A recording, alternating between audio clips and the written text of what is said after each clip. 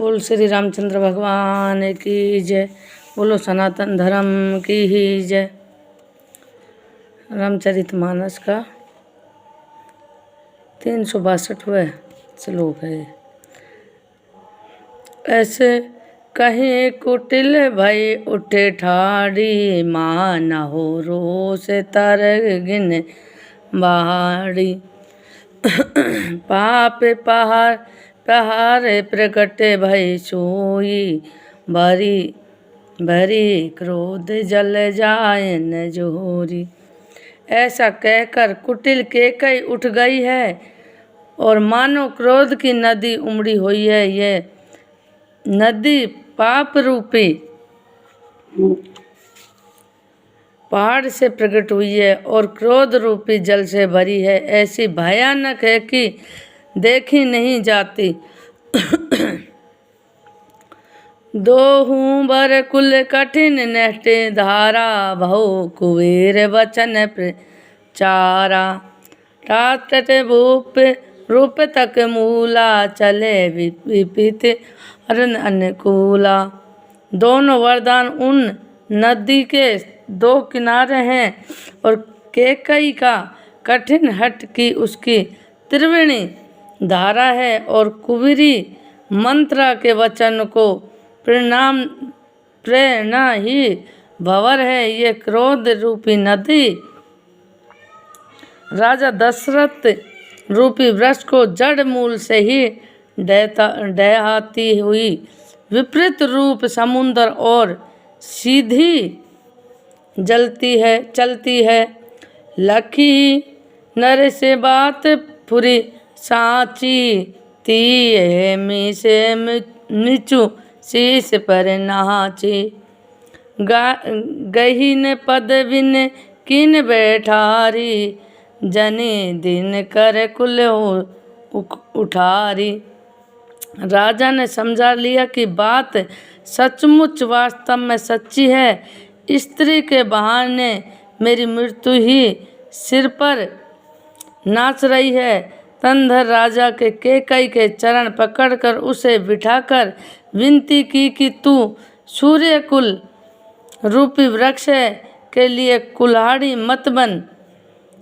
मांगू मात अब ही देहूँ, तो ही राम वीरे जन मार से मोही।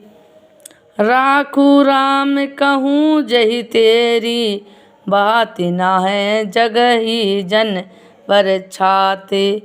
तू मेरा मस्तक मांग ले, मैं तुझे अभी दे दूंगा, पर राम के विरह में मुझे मत मार।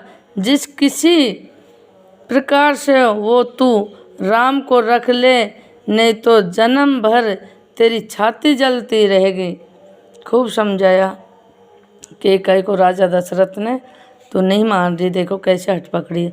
देखई बाहुद असाधु निरो परेहू, धरिन धून माथे कहते परम आरत वचन राम राम रघुनाथ।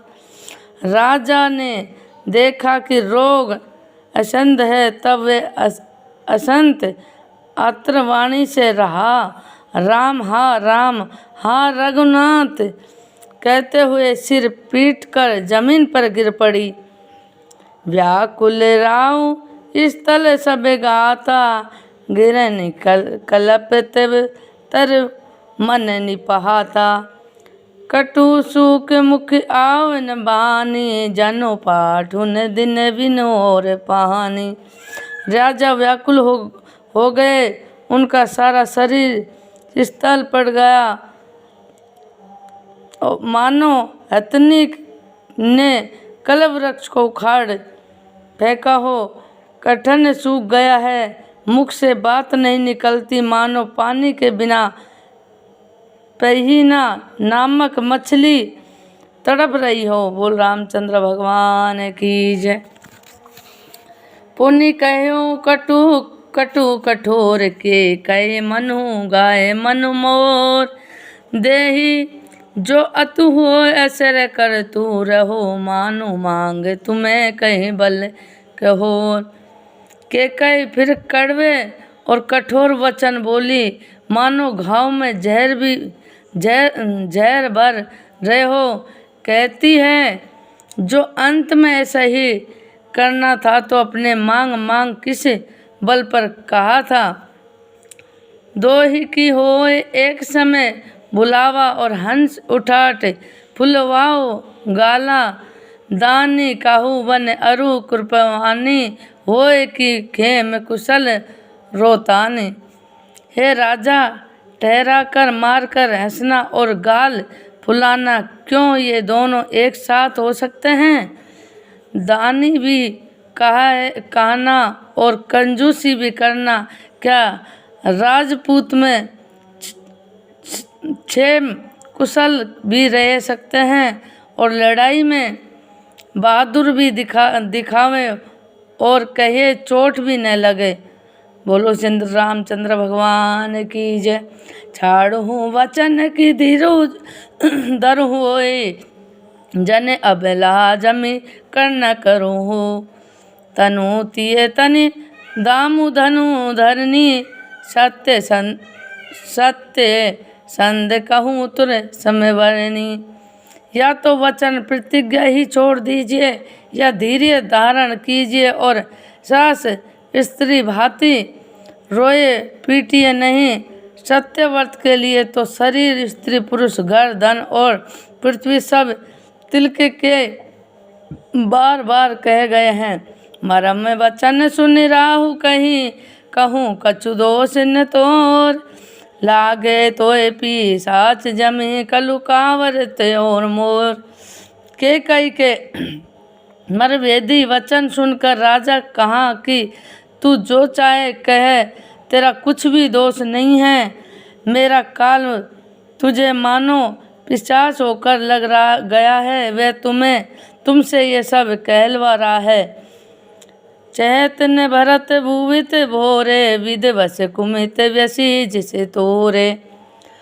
सो सबु मोर पाप परिणामु, भये कुठार जहे विद्यमानु।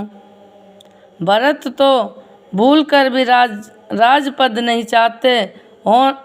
होनहार वंश तेरे ही जी में कुमित और बसी है।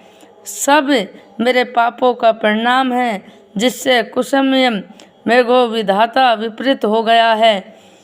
सुबह से वसी फिर अवध सुहाई, सब गुण धाम राम प्रताई। करिए भाई सकल सेवका, होए तीन पुरी राम बढ़ाए।